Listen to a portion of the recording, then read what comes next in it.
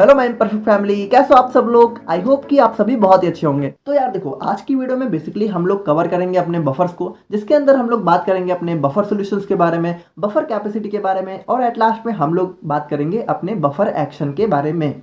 तो यार आप लोग कॉपी और पेन लेके बैठ जाइए और नोट्स को खुद से बनाइए। देखिए, मेरी नोट्स तो मैं आप लोग को यूनिट खत्म होने के बाद डिस्क्रिप्शन बॉक्स और कमेंट बॉक्स में प्रोवाइड करवा दूंगा। लेकिन देखो, मैं आपसे बार बार हर वीडियो में बोलता हूँ कि जब तक आप लोग नोट्स खुद से नहीं बनाओ उतनी अच्छे से समझ में नहीं आएगा। ठीक है, देखो क्या होता है कि आप लोग वीडियो देख लेते हो तो आप लोग को लगता है कि सब चीज़ें आ गई, लेकिन 2 दिन बाद वो सारी चीज़ें आपके माइंड से निकल जाएंगी। लेकिन अगर आप लोगों ने लिखते लिखते नोट्स बनाई, ठीक है, तो वो चीज़ें आप लोग के दिमाग में काफ़ी ज़्यादा दिनों तक रहेंगी। ठीक है, और यार चीज़ों को हम लोग को अच्छे से पढ़ना है तो नोट्स यार खुद से बनाओ। ठीक है, मैं बार बार कहता हूँ। बाकी मेरी नोट्स तो यार डिस्क्रिप्शन में मिल ही जाएगी। और इन सारी बातों के साथ हम लोग जो है अपना आज का वीडियो स्टार्ट करते हैं। तो यार यहाँ पे बफर्स के बारे में बात करने से पहले हम लोग ये चीज़ देख लेते हैं कि हमारा पीएच क्या होता है। ठीक है, तो बात करें अगर हम लोग यहाँ पे पीएच की, तो 1909 में हमारे जो डैनिश केमिस्ट थे एक सोरेनसन, ठीक है, उन्होंने हमारे जो पीएच का कंसेप्ट है उसको इंट्रोड्यूस किया था। अब देखो यार, यहाँ पे पीएच का नाम तो आप लोगों ने जरूर सुन रखा होगा कहीं ना कहीं, क्योंकि यार बहुत ही कॉमन है। ठीक है, 11 10th बल्कि 9 10 से ही हम लोग को पीएच के बारे में थोड़ा बहुत बताया जाता है कि हमारा एसिडिक पीएच क्या होता है, बेसिक पीएच क्या होता है। बट कुछ भी नहीं सुना, फिर भी आपको आज की वीडियो बहुत ज़्यादा अच्छे से समझ में आएगी। बस एक एक चीज़ ध्यान से समझते हुए चलना। तो देखो क्या है कि पीएच को हम लोग जो है बेसिकली डिफाइन करते हैं पोटेंशियल या फिर पावर ऑफ हाइड्रोजन। यहाँ पे पी हमारा पोटेंशियल या फिर पावर को रिप्रेजेंट करता है, और जो एच होता है हमारा, उसको हम लोग हाइड्रोजन के नाम से जानते हैं। ठीक है, अच्छा देखो, हमारे हिंदी मीडियम वालों के लिए बता दूं कि एसिड बेस को हम लोग अम्ल और क्षार कहते हैं। तो आई होप कि आप लोग को चीज़ें समझ में आ रही होंगी। ठीक है, और जो पीएच होता है, ठीक है, ये हमारा अगर इसको सिंपली डिफाइन किया जाए तो ये हमारे negative logarithm of hydrogen ion concentration से डिफाइन किया जाता है। यानी कि जो हमारा पीएच होता है वो हमारा minus log of H plus होता है। ठीक है, तो देखो यार, यहाँ पे एक चीज आप लोग नोटिस कर पा रहे होंगे कि जो हमारा पीएच है उसको बेसिकली यहाँ पे हाइड्रोजन के टर्म में डिफाइन किया गया है। तो यहाँ पर यार हाइड्रोजन के टर्म में ही इसको क्यों डिफाइन किया गया है, चलिए उसको भी हम लोग यहाँ पे थोड़ा सा समझ लेते हैं। तो यार इसीलिए मैंने आपसे कहा था कि पिछला लेक्चर आप लोग जरूर देख के आओ। ठीक है, तो वहाँ पे मैंने आप लोगों को जैसा बताया था कि जो हमारे आरएनएस थ्योरी थी एसिड बेस की, ठीक है, जो हमारी आरएनएस थ्योरी थी और जो हमारी यहाँ पे ब्रॉन्स्टेड लोरी थ्योरी थी, ठीक है, तो आप लोग को पता होगा कि इन दोनों ने ही यहाँ पर जो है एसिड बेस को जो है हाइड्रोजन के टर्म में डिफाइन किया था। यानी आरएनएस के अकॉर्डिंग क्या था कि हमारा एसिड क्या होता है जो H प्लस रिलीज करता है, और बेस क्या होता है जो OH माइनस रिलीज करता है। और जो हमारे ब्रॉन्स्टेड लोरी कॉन्सेप्ट था उनके हिसाब से जो हमारा एसिड होता है वो हमारा यहाँ पे H प्लस को डोनेट करता है, और बेस हमारा क्या करता है H प्लस को यहाँ पे एक्सेप्ट करता है। यानी कि आप लोग एक चीज़ देख रहे हो कि आरएनएस और ब्रॉन्स्टेड दोनों ने ही यहाँ पे हाइड्रोजन के टर्म में ही बात की है। अब यहाँ पे देखो OH माइनस भी हमारा, OH माइनस में भी H हमारा तो हाइड्रोजन ही है ना। तो बेसिकली बात करें तो यहाँ पे हाइड्रोजन हमारा एसिड बेस में बहुत ही ज़्यादा एक इंपॉर्टेंट रोल प्ले करता है, और इसीलिए हमारे पीएच को यहाँ पे हाइड्रोजन के टर्म में डिफाइन किया गया है। अब देखो पीएच होता क्या है, सिंपली पीएच जो है हमारा एक वे होता है डिफाइनिंग एसिडिटी और बेसिसिटी। अब इसको कैसे डिफाइन किया जाता है, चलिए उसको भी हम लोग थोड़ा सा देख लेते हैं। तो देखो ये हमारे सोरेनसन साहब थे, ठीक है, इन्होंने हमारी एक स्केल को डिजाइन किया था पीएच को डिफाइन करने के लिए, जो कि आप लोग यहाँ पे देख सकते हो। तो देखो हमारी जो पीएच स्केल होती है, ठीक है, उसमें हमारा क्या होता है बेसिकली कि अगर मान लीजिए आप लोगों ने किसी चीज़ का पीएच जो है कैलकुलेट किया। अब देखो यार, यहाँ पे जो हमारी पीएच वैल्यू होती है, ठीक है, उसको हम लोग एक इक्वेशन से कैलकुलेट करते हैं, जिसको हम लोग बफर इक्वेशन या फिर हेंडरसन हैसलबैक इक्वेशन के नाम से जानते हैं, जिसको हम लोग अपने नेक्स्ट वीडियो में कवर करेंगे। ठीक है, तो यहाँ पे बात करें तो मान लीजिए आप लोगों ने कोई सोल्यूशन लिया, ठीक है, और उसका पीएच यहाँ पे बफर इक्वेशन से कैलकुलेट किया, मान लीजिए कुछ भी उसका पीएच आया 7 6 8 9 10। तो यहाँ पे बात करें तो उसको यहाँ पे डिफाइन इस तरह किया जाता है कि मान लीजिए आप लोगों ने जो कोई वैल्यू निकाली, ठीक है, किसी सॉल्यूशन की, और उसकी वैल्यू अगर 0 से 6 के बीच में या फिर 7 के बीच में अगर लाई कर रही है, ठीक है, यानी कि 0 से बड़ी है और 7 से कम है, तो यहाँ पे जो सोल्यूशन है उसको हम लोग यहाँ पे एसिडिक टर्म में डिफाइन करेंगे। ठीक है, अकॉर्डिंग टू हमारे पीएच, और इसी तरह हमारा एसिड बेस डिफाइन किया जाता है। ठीक है, और मान लीजिए अगर यहाँ पे उस सोल्यूशन का जो पीएच वैल्यू है वो हमारा 7 आ रहा है, ठीक है, तो वो हमारा न्यूट्रल होगा। और मान लीजिए अगर आप लोगों ने कैलकुलेट किया, ठीक है, उसकी जो पीएच वैल्यू है वो हमारी 8 से 14 के बीच में लाई कर रही है, तो वो हमारा सोल्यूशन बेसिक होगा। ठीक है, तो बहुत ही सिंपल था। आई होप कि इतना तो आप लोगों को समझ में आ रहा होगा कि देखो यहाँ पे मैंने लिख भी दिया कि पीएच हमारा 0 से 7 हमारा एसिडिक होता है, 7 हमारा न्यूट्रल होता है, और 7 to 14 हमारा बेसिक होता है। तो यार यहाँ पे पीएच तो आप लोगों ने देख लिया, तो अब हम लोग बात करते हैं फाइनली अपने बफर सॉल्यूशंस के बारे में। तो देखो सिंपली हमारे बफर सॉल्यूशंस ऐसे सॉल्यूशन होते हैं जो अपने पीएच को चेंज नहीं होने देते हैं, अगर हम उसमें थोड़े से अमाउंट में एसिड या फिर बेस को ऐड करें तब भी। यानी इसको और सिंपली समझे तो मान लीजिए आपके पास कोई सोल्यूशन है, ठीक है। चलो इसको हम लोग थोड़ा सा रफली देख लेते हैं। मान लीजिए आपके पास कोई सोल्यूशन है यहाँ पे, ठीक है, और उसका पीएच यहाँ पे हम लोग मान लेते हैं कि हमारा पीएच उसका जो है एज्यूम कर लेते हैं 4 है, ठीक है। तो ये हमारा एसिडिक होगा, लेकिन ये बफर सोल्यूशन है, ठीक है। यहाँ पे ये बफर एसिडिक बफर सोल्यूशन है, ठीक है। इसको हम लोग एसिडिक बफर सोल्यूशन मान लेते हैं, ठीक है।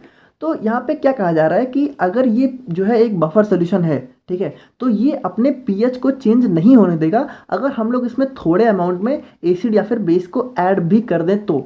अब देखो सिंपली अगर हम लोग इसको समझे तो मान लीजिए अगर कोई सोल्यूशन है, ठीक है, और उसका पीएच हमारा 4 है, तो अगर इसमें हम लोग थोड़ा सा बेस ऐड कर दें, ठीक है, तो इसका पीएच यार यहाँ पे बढ़ना चाहिए ना, क्योंकि आप लोग को पता है कि बेस का हमारा पीएच क्या होता है 7 to 14। यानी कि अगर इस 4 जो है पीएच वाले एसिड में हम लोग बेस को ऐड करें तो नॉर्मली क्या होना चाहिए था कि इसका पीएच जो है बढ़ना चाहिए था, यानी 4 से इसका पीएच जो है 6, 7 या फिर 8 या फिर 20 की तरफ धीरे धीरे बढ़ना चाहिए था। लेकिन अगर ये एक हमारा एक बफर सोल्यूशन है तो इसका पीएच यहाँ पे चेंज नहीं होगा, सिंपल, ठीक है।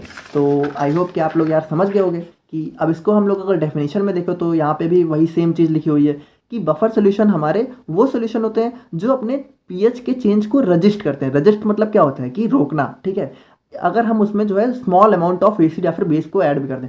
अब देखो एक चीज़ यहाँ पे नोटिस करने वाली है कि यहाँ पे स्मॉल अमाउंट की बात हो रही है। अब भाई ये भी नहीं है ना कि मान लीजिए आपके पास अगर मान लो यार हमारे पास कोई सोल्यूशन है, ठीक है, और वो हमारा 4 ml है, ठीक है, 4 ml हम लोग के पास बफर सोल्यूशन है। अब आप लोगों ने उसमें मान लीजिए यार अगर यहाँ पे 5 ml 10 ml मतलब इसका डबल अमाउंट में या फिर इतना ही अमाउंट में आप लोग जो है एसिड या फिर बेस को ऐड कर दें, ठीक है, तब तो भाई सिंपल है यार, इसका पीएच चेंज होगा। इतना तो कोई सोल्यूशन मतलब जादू तो हो नहीं रहा है। लेकिन बफर सोल्यूशन हमारे ऐसे सोल्यूशन होते हैं कि अगर मान लीजिए 4 ml हमारा बफर सोल्यूशन है और इसमें हम लोग जो है 0.4 ml या फिर 0.6 ml हम लोग एसिड या फिर बेस को ऐड भी कर दें, तो यहाँ पे अगर ये बफर होगा तो इसका पीएच यहाँ पे नहीं चेंज होने वाला है, ठीक है। मतलब इसका जो भी पीएच मान लीजिए अगर इसका पीएच 6 था तो नहीं चेंज होगा। तो यार आई होप कि आप लोग यहाँ पे समझ रहे होगे, ठीक है, कि बफर सोल्यूशन हमारे क्या होते हैं।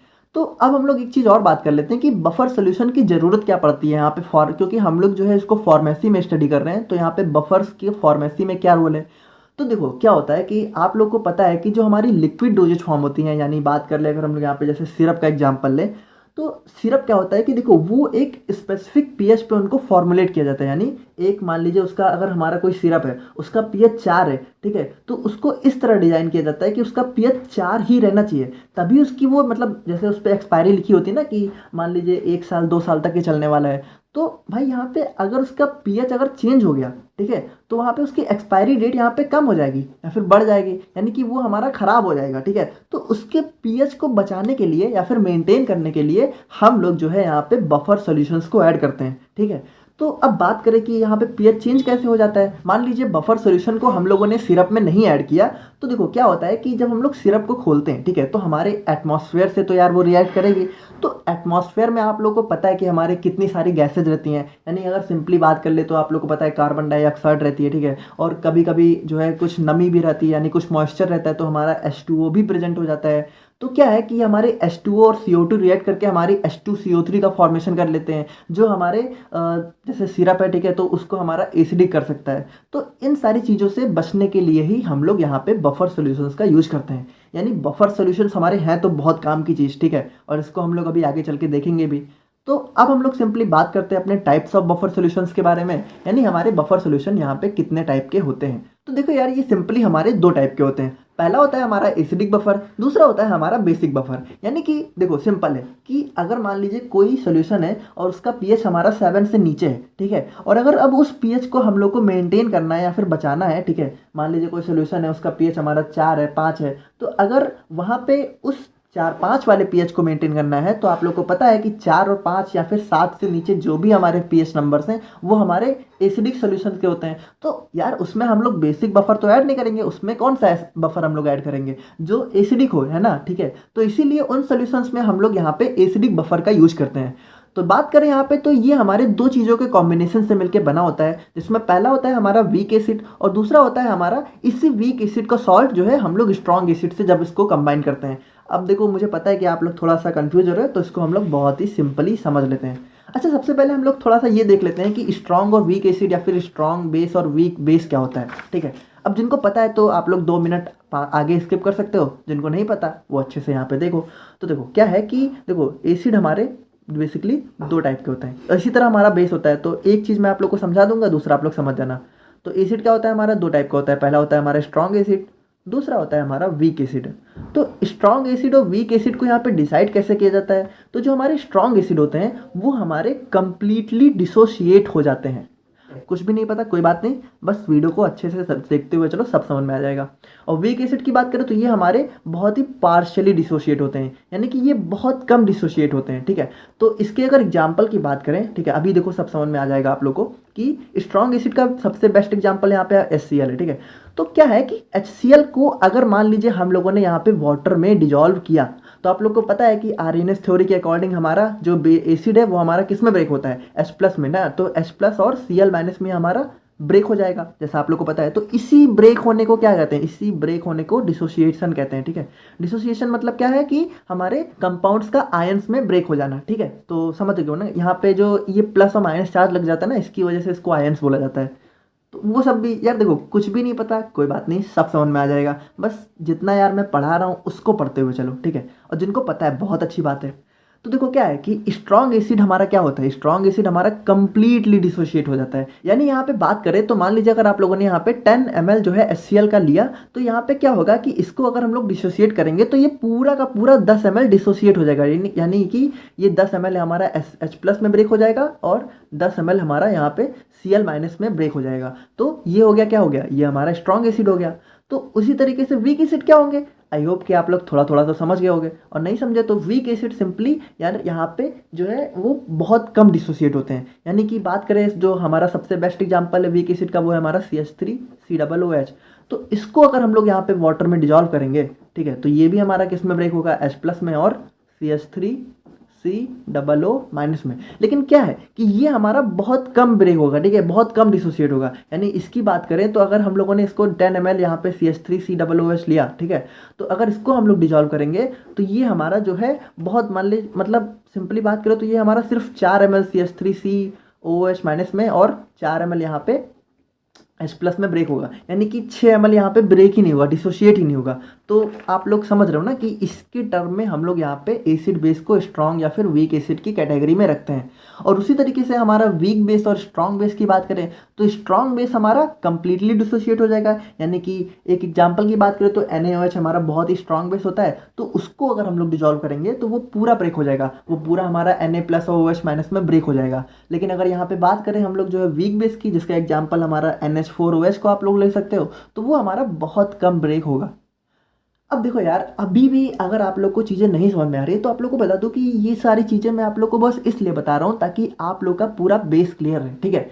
मैं ये नहीं चाहता हूँ यार कि आप लोग कोई चीज़ रट्टा मारो, ठीक है, क्योंकि रटना अच्छी बात नहीं है। आप लोग को चीज़ें बेसिक से समझनी आनी चाहिए, ठीक है। बाकी ये सारी चीज़ें देखो एग्जाम पॉइंट ऑफ व्यू से बहुत ज़्यादा इंपॉर्टेंट नहीं है, मतलब बहुत ज़्यादा क्या, बिल्कुल भी इंपॉर्टेंट नहीं है। एग्जाम में तो आप लोग के सिर्फ जहाँ पे बफर्स पूछा जाएगा, लेकिन इसकी जो मतलब कंसेप्ट है कहाँ से आया, तो वो सारी चीज़ें मैं आप लोग को यहाँ पे बता रहा हूँ।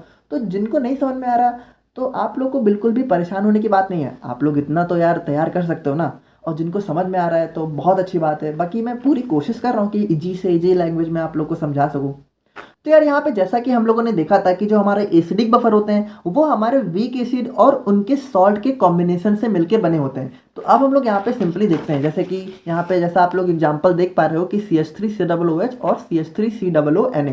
तो यहाँ पे क्या बोला जा रहा है कि मान लीजिए अगर कोई हमारा एसिडिक बफर है, ठीक है, तो एसिडिक बफर क्या होगा हमारा वीक एसिड, ठीक है। जैसा क्या देखो एग्जाम यहाँ पे डेफिनेशन क्या लिखी हुई है, कॉम्बिनेशन ऑफ वीक एसिड। तो वीक एसिड हमारा क्या हो गया, CH3COOH, ठीक है। आप लोग को देखो चीज़ें समझते हुए चलो, ये यहाँ पे क्या कह रहा है, it's salt with strong base, यानी कि इसी एसिड का सॉल्ट जो कि स्ट्रॉन्ग बेस के कॉम्बिनेशन से मिलके बना हो। तो देखो जैसा कि मैंने आप लोग को अपनी पिछली वीडियो में बताया था कि जो हमारा एसिड और बेस जब हमारे रिएक्ट करते हैं, ठीक है, तो वो हमारे क्या फॉर्मेशन करते हैं, सॉल्ट का, ठीक है।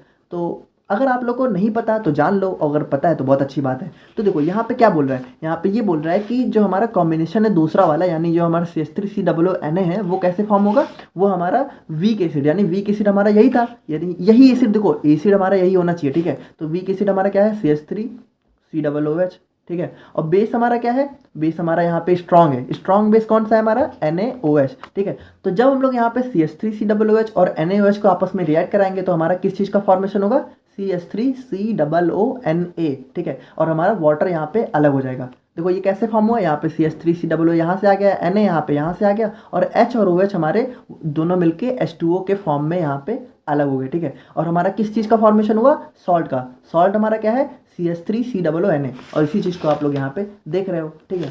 और उसी तरीके से अगर हम लोग बात करें अपने बेसिक बफर्स के बारे में, तो ये हमारे कॉम्बिनेशन होते हैं वीक बेस और उसके सॉल्ट का, जो कि स्ट्रॉन्ग एसिड से मिलके बना होता है। देखो बिल्कुल ही एकदम उल्टा है, ठीक है। यहाँ पे क्या था, यहाँ पे वीक एसिड था, ठीक है। एसिडिक बफर में वीक एसिड था, बेसिक बफर में वीक बेस है। यहाँ पे इसी का सॉल्ट था, यहाँ पे भी इसी का सॉल्ट है। यहाँ पे देखो इसका वीक एसिड का सॉल्ट किसके साथ था, स्ट्रॉन्ग बेस के साथ। तो यहाँ पे वीक बेस का सॉल्ट किसके साथ है, स्ट्रॉन्ग एसिड के साथ। तो इसको हम लोग अगर एग्जांपल से समझे तो जैसा आप लोग को पता है कि NH4OH हमारा एक बहुत ही वीक बेस होता है। अगर नहीं पता है तो जान लो। और यहाँ पे NH4Cl की बात करें तो देखो यहाँ पे NH4Cl कैसे फॉर्म हुआ, तो देखो यहाँ पे क्या बोल रहा है, वीक बेस होना चाहिए यानी कि NH4OH, और एसिड हमारा स्ट्रांग होना चाहिए यानी कि स्ट्रांग एसिड, जैसा हम लोगों ने अभी देखा था कि HCl होता है हमारा। तो इन दोनों को जब हम लोग आपस में रिएक्ट कराएंगे तो हमारा क्या फॉर्म में होगा, यहाँ पे हमारा NH4Cl, देखो NH4 यहाँ से, Cl हमारा यहाँ से, अब बचा क्या, OH और H जी हमारा मिलके वाटर के फॉर्म में अलग हो जाएंगे, और हमारा क्या बनेगा, NH4Cl, जो कि हमारा सॉल्ट है, ठीक है। और ये हमारा सॉल्ट कैसे बना, वीक बेस और स्ट्रॉन्ग एसिड के कॉम्बिनेशन से, जो कि यहाँ पे बोला जा रहा है। तो आई होप कि आप लोग को समझ में आ रहा होगा, और अगर नहीं आ रहा है तो एक बार वीडियो को फिर से देखो, समझ में आ जाएगा, ठीक है। क्योंकि मैंने यार बहुत ही अच्छे से एक्सप्लेन किया है, तो थोड़ा हो सकता है कि पहली बार में आप लोग को चीज़ें ना समझ में आए, क्योंकि सारी चीज़ें नहीं है, बट दोबारा से आप लोग देखोगे तो डेफिनेटली समझ में आ जाएगा। तो अब हम लोग बढ़ते हैं अपने नेक्स्ट टॉपिक पे, जो कि है हमारा बफर कैपेसिटी। सो देखो यार, यहाँ पे जो बफर कैपेसिटी है, ठीक है, वो हमारी सिंपली ये बताती है कि कोई जो हमारा बफर है वो कितने अमाउंट तक एसिड बेस को रजिस्ट कर सकता है। यानी सिंपली बात करें तो जैसा मैंने आप लोग को बताया था कि बफर सोल्यूशन हमारे पीएच के चेंज को रजिस्ट करते हैं, यानी पीएच के चेंज को रोकते हैं, नहीं होने देते हैं अगर हम लोग उसमें एसिड बेस को ऐड करें। पर जहाँ पे मैंने आप लोग को एक चीज़ और बताई थी कि स्मॉल अमाउंट ही होना चाहिए, ठीक है। अब ऐसा नहीं है कि आप लोग बहुत सारा एसिड बेस डाल दे रहे हो भाई। देखो यहाँ पे अगर कोई सोल्यूशन हमारा 10 ml है बफर का, वो आप लोग उसमें 20 ml एसिड या फिर बेस ऐड कर दोगे, तो भाई वहाँ पे तो पीएच चेंज होगा ही ना, इतना थोड़ी कोई सोल्यूशन यहाँ पे रजिस्ट करेगा। तो यहाँ पे बात यही की जा रही है कि बफर कैपेसिटी हमारी वो डिफाइन करती है कि मान लीजिए अगर 10 ml है, ठीक है, कोई हमारा सोल्यूशन बफर का 10 ml है, तो उसमें कितने ml तक एसिड बेस को हम लोग ऐड करें कि उसका पीएच या फिर ना चेंज हो या फिर यूनिट चेंज हो, ठीक है। यानी कितने ml तक वो यहाँ पे अपने पीएच के चेंज को रजिस्ट कर सकता है, वो उसकी बफर कैपेसिटी होती है। और इसी को हम लोग यहाँ पे buffer index, buffer value, buffer efficiency या फिर बफर कोएफिशिएंट के नाम से भी जानते हैं, जैसा कि यहाँ पे लिखा हुआ है, ठीक है। तो डेफिनेशन में यार वही सारी चीज़ें लिखी हुई हैं, जैसे कि the amount of acid base required to produce a unit chain, यानी कि हम लोग कितना अमाउंट यहाँ पे एसिड या बेस का ऐड करें कि हमारा जो बफर सोल्यूशन है वो एक पॉइंट से यहाँ पे चेंज हो जाए। यानी मान लीजिए अगर उसका पीएच हमारा 4 है, ठीक है, तो हम लोग कितना ml यहाँ पे जो है एसिड या फिर बेस को ऐड करें, ठीक है, कि वो हमारा 4 से 3 हो जाए या फिर 4 से 5 हो जाए। यूनिट चेंज, यूनिट मतलब 1, यानी एक पॉइंट का चेंज आ जाए, तो उसको हम लोग यहाँ पे उसकी बफर कैपेसिटी के नाम से जानते हैं।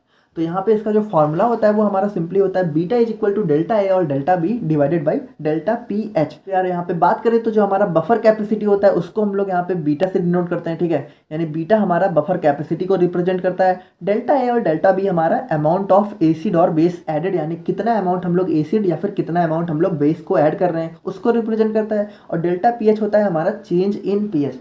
अब देखो इसको हम लोग एक सिंपल से एग्जांपल से समझ लेते हैं तो आप लोग को बहुत अच्छे से समझ में आ जाएगा। जैसा कि मान लीजिए अगर हम लोग के पास यहाँ पे कोई 100-200 ml का सॉल्यूशन है, ठीक है, और उसमें हम लोगों ने यहाँ पे 10 ml अपना एसिड ऐड किया, ठीक है, और उसके बाद जब हम लोगों ने यहाँ पे उसका पीएच चेंज मेजर किया तो वो हमारा आया, यानी डेल्टा पीएच हमारा कितना आया, 2, ठीक है। 10 ml हमारा क्या है, एसिड यानी डेल्टा ए, ठीक है। तो और डेल्टा पीएच हमारा कितना है, 2। तो यहाँ पे बात करें हम लोग बफर कैपेसिटी को मेजर करना चाहें तो इसका फॉर्मूला क्या होता है, डेल्टा ए या फिर डेल्टा बी। तो यहाँ पे हम लोग क्या कर रहे हैं, यहाँ पे डेल्टा ए यानी एसिड को ऐड कर रहे हैं, तो यहाँ पे हम लोग डेल्टा ए रखेंगे, और उसके बाद डेल्टा पी एच, ठीक है। तो डेल्टा ए कितना है हमारा 10, पी एच हमारा कितना है, यानी चेंज इन पी एच कितना है 2, तो 2 से 10 को डिवाइड करेंगे कितना आएगा 5, यानी इसकी बफर कैपेसिटी कितनी है 5। यानी देखो यार, यहाँ पे जो हमारा 5 ml है वो हमें ये बता रहा है कि ये हमारा जो पार्टिकुलर सोल्यूशन था, जो भी हम लोगों ने, जिसमें मान लीजिए 100-200 ml का है, 100 ml का है, ठीक है, तो ये अपने अंदर 5 ml या फिर एसिड या फिर बेस को रजिस्ट कर सकता है। यानी अगर हम लोग इसमें 5 ml तक एसिड या फिर 5 ml तक बेस को ऐड करेंगे तब भी इसका पीएच यहाँ पे चेंज नहीं हुआ।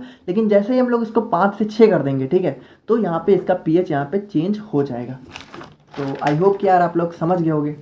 सो अब हम लोग बात करते हैं यहाँ पे एप्लीकेशंस ऑफ बफर्स के बारे में, यानी कि जो हमारे बफर सॉल्यूशंस होते हैं उनका हमारी फार्मेसी या फिर हमारी डेली लाइफ में क्या क्या यूज होता है, ठीक है। तो बात करें अगर हम लोग यहाँ पे फर्स्ट एप्लीकेशन की, तो जो हमारी बॉडी के डिफरेंट एंजाइम्स होते हैं, ठीक है, उनकी एक्टिविटी हमारी यहाँ पे पीएच पे बहुत ज़्यादा डिपेंड करती है। यानी कि जब हमारा एंजाइम ऐसे हो रहा होता है उस समय हमारा पीएच जरूर से कॉन्स्टेंट होना चाहिए, ठीक है। तो उस समय हमारा क्या बफर्स जो है सिस्टम होता है वो बहुत ही अच्छे से वर्क करता है। तो अब आप लोग सोच रहे होंगे कि बॉडी के अंदर हमारा बफर सॉल्यूशन कैसे वर्क करता है। तो आप लोग को बता दूं कि हमारी जो बॉडी है उसके अंदर उसका खुद का ही एक बफर सिस्टम होता है, ठीक है, जिसको हम लोग यहाँ पे फिजियोलॉजिकल एसिड बेस बैलेंस में, जो कि हमारे बफर सॉल्यूशंस का हमारा 3rd या 4th लेक्चर होगा, उसमें हम लोग बहुत ही अच्छे से उसको समझेंगे।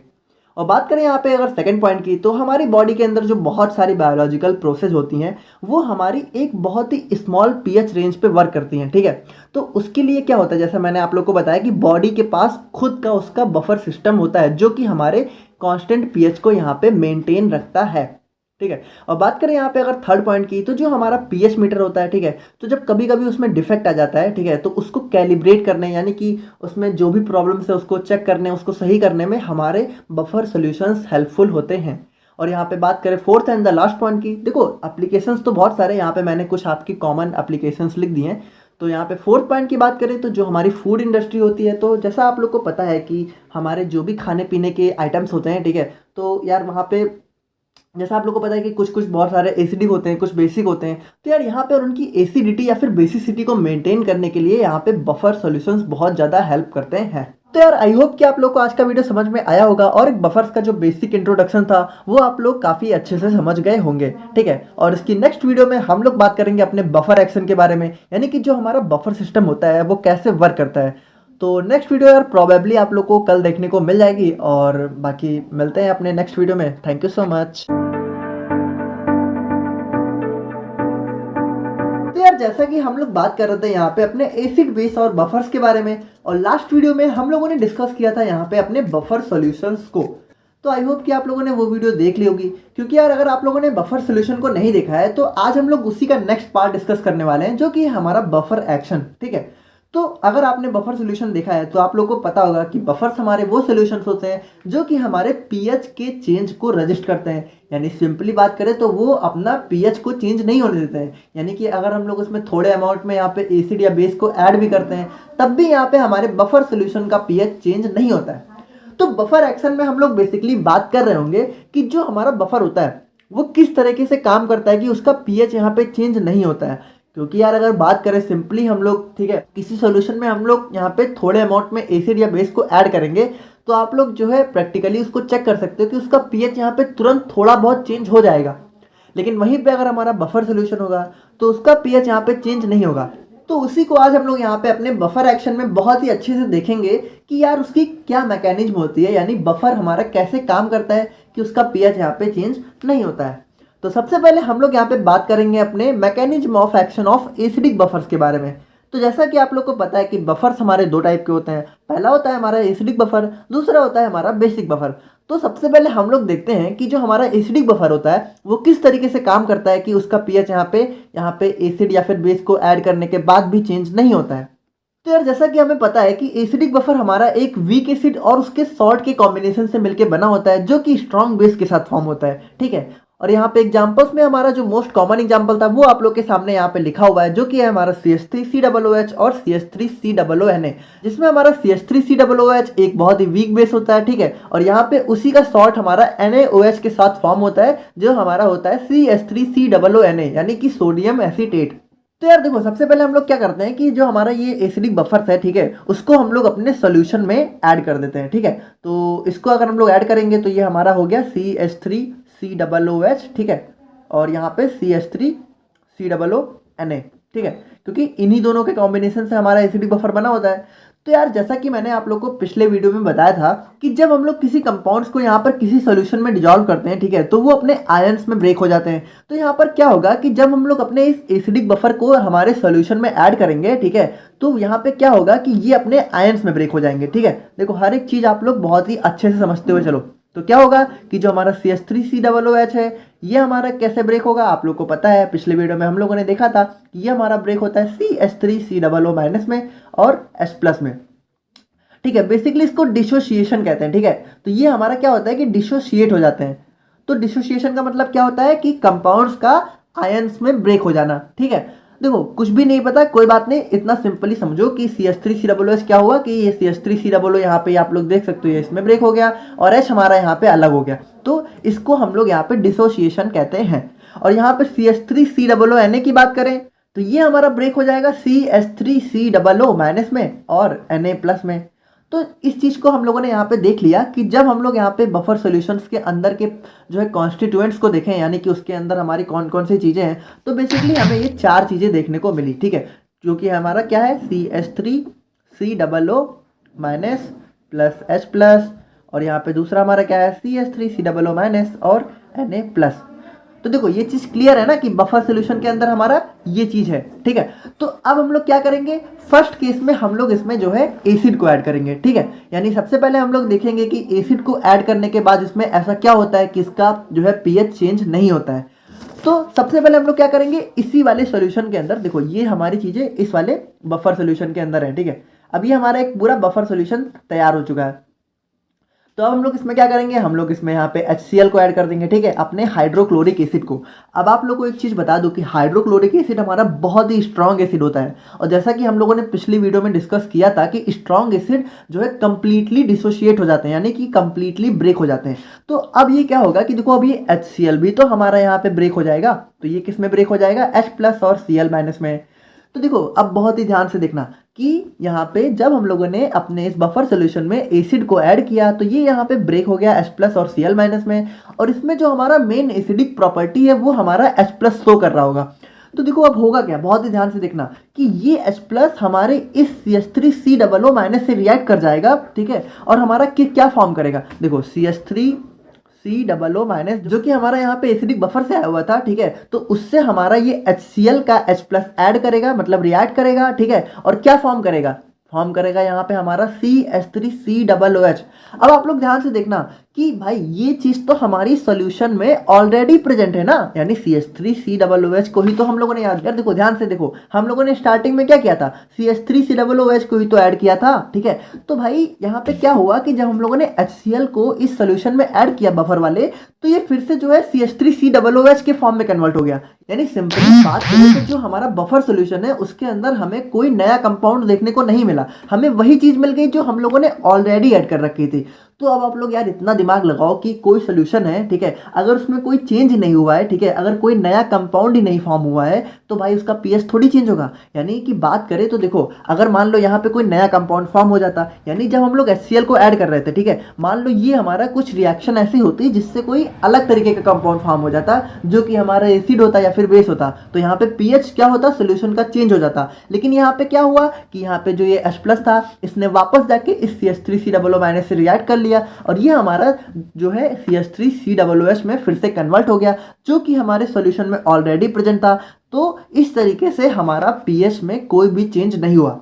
अच्छा, अब आप लोग यहाँ पे एक चीज और सोच रहे होंगे कि ये जो Cl- है इसका क्या हुआ। तो देखो बेसिकली बात करें तो जो हमारे Cl- है ये हमारा मेन एसिडिक प्रॉपर्टी को कवर नहीं कर रहा है, यानी जो हमारे HCl में मेन एसिडिक प्रॉपर्टी है वो हमारा H+, ठीक है, रोल प्ले कर रहा था। तो ये Cl- का क्या होगा, देखो ये हमारा जो है, अब आप लोग एक चीज और ध्यान से देखो कि हमारा जो सोल्यूशन था बफर वाला, उसके अंदर हमारा क्या क्या प्रेजेंट था, उसके अंदर हमारा CH3COO- था, H+ था और Na+ था। ठीक है, तो अब क्या होगा, ये Cl- हमारा Na+ से रिएक्ट करेगा और क्या फॉर्म करेगा, NaCl, और NaCl आप लोगों को पता है क्या होता है, सॉल्ट होता है। तो सॉल्ट यहाँ पे जो है कोई बेसिक चेंज यहाँ पे नहीं डालेगा, ठीक है, सोल्यूशन में, यानी कि सिंपली बात करें तो यहाँ पे पीएच जो है सोल्यूशन का नहीं चेंज होने वाला। ठीक है, और ये चीज मैंने आप लोगों को बता दी। बाकी मेन तो हमारा ये वाली रिएक्शन है, ठीक है, कि जो हमारा H+ है, ठीक है, जो मेन एसिडिक प्रॉपर्टी HCl की, जो यार सिंपली समझो, मुझे पता है कि आप लोग थोड़ा कंफ्यूज हो रहे हैं, एकदम सिंपल HCl के अंदर जो मेन एसिड है वो हमारा H प्लस है, तो H प्लस हमारा क्या होगा, CH3COO माइनस से रिएक्ट करेगा। CH3COO माइनस कहाँ से आया,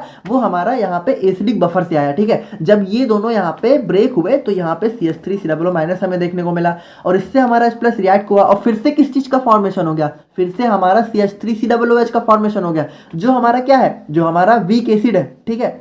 तो यार ये चीज तो हमारी सॉल्यूशन में ऑलरेडी प्रेजेंट थी, तो जब ऑलरेडी प्रेजेंट है तो इसके अंदर कोई बेसिक चेंज होगा नहीं, होगा ना। तो वही चीज है, सिंपल, ठीक है। अच्छा यहाँ पे एक चीज और आप लोग को बता दूं कि ये जो हमारा CH3COO माइनस है ये यहाँ पे एक कॉमन आयन इफेक्ट प्रोड्यूस कर रहा है, ठीक है। तो यार देखो यहाँ पे इसका कोई बेसिक का जो है कोई बहुत ज़्यादा यूज नहीं है, तो इसलिए मैं आप लोग को इस चीज़ को बहुत ज़्यादा एक्सप्लेन नहीं कर रहा हूँ, क्योंकि मुझे पता है कि आप लोगों में से कई लोग कंफ्यूज ज़्यादा हो जाओगे, तो मतलब यहाँ पे कोई काम नहीं है, तो उसको हम लोग जो है साइड करते हैं। और सिंपल सी रिएक्शन थी तो आप लोग समझ गए होगे, और इसी चीज़ को मैंने यहाँ पे डेफिनेशन और लैंग्वेज में लिख दिया है कि देखो क्या है कि जब हम लोग यहाँ पे HCl को अपने अबव बफर सोल्यूशन में ऐड करेंगे तो सबसे पहले हमारा HCl जो है डिसोसिएट हो जाएगा H प्लस और Cl माइनस में, ठीक है। और उसके बाद क्या होगा, H प्लस आयन हमारे CH3COO माइनस से रिएक्ट कर जाएंगे, जो कि ऑलरेडी सोल्यूशन में प्रेजेंट था, ठीक है। No any other extra compound form, यानी कि कोई नया कंपाउंड नहीं फॉर्म हो रहा है, और इसकी वजह से हमारा जो बफर सोल्यूशन था उसका pH यहाँ पे नहीं चेंज होगा। और इसी को मैंने यहाँ पे रिएक्शन से दिखाया है। सबसे पहले देखो क्या हुआ है, HCl हमारा H प्लस और Cl माइनस में ब्रेक हो गया है, और उसके बाद ये H प्लस हमारा CH3COO माइनस जो कि हमारे बफर सोल्यूशन में ऑलरेडी प्रेजेंट था उससे रिएक्ट किया, और फिर से किसका फॉर्मेशन हो गया, CH3COOH, यानी कि ये भी आप लोग देख रहे हो कि यही तो हमारा ब्रेक हुआ था। तो यार आई होप कि आप लोग समझ गए होंगे कि ये काम कैसे कर रहा है। तो इसी को हम लोग यहाँ पे अब बेस में देख लेते हैं, यानी कि अगर मान लो यहाँ पे हम लोग जो है कोई बेस को यहाँ पे अपने बफर सॉल्यूशन में ऐड करते हैं एसिडिक वाले, ठीक है, तो क्या होता है, तो उसको भी हम लोग यहाँ पे बहुत ही सिंपली समझ लेते हैं। तो देखो क्या है कि हमारा जो सॉल्यूशन था उसके अंदर हमारा क्या क्या था, CH3COO minus plus H plus, और दूसरा हमारा क्या था, CH3COO minus plus Na plus.